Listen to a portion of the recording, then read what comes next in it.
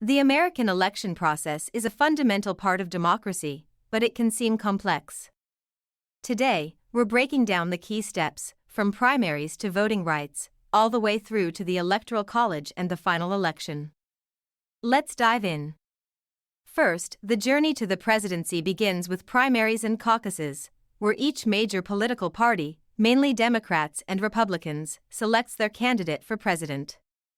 Primaries are organized by individual states, allowing registered party members or, in some cases, all voters to choose among their party's candidates. States like California and New York hold primaries, where people cast ballots to show their preference. Caucuses, on the other hand, are more interactive gatherings. Iowa, for example, famously holds the first caucus, where participants gather to discuss and then vote for their preferred candidate. These events help candidates gain delegates or representatives who officially support them at the party's national convention. Candidates with the most delegates typically win the party's nomination. Once primaries and caucuses are over, each party holds a national convention. Here, delegates formally cast their votes to nominate the party's official candidate. Conventions are a chance to rally support and finalize platforms, setting the stage for the final campaign. With nominees chosen, the candidates then campaign for the general election. This is when all registered voters across the country cast their ballots, not just for the president but also for members of Congress, governors, and other local officials. The goal is to win the popular vote in as many states as possible.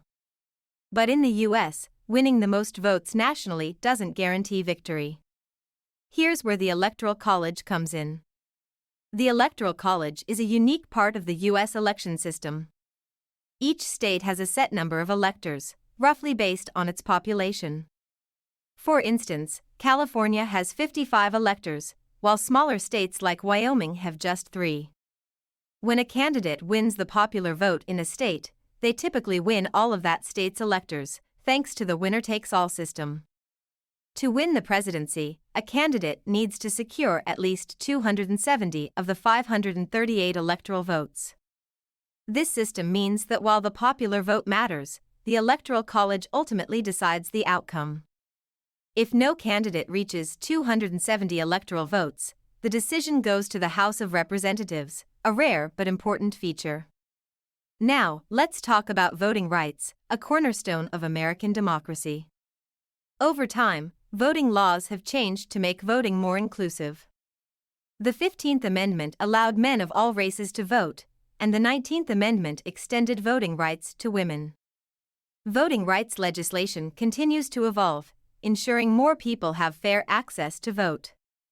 Today, there are ongoing efforts to protect and expand voting access, such as early voting, absentee ballots, and voter registration initiatives.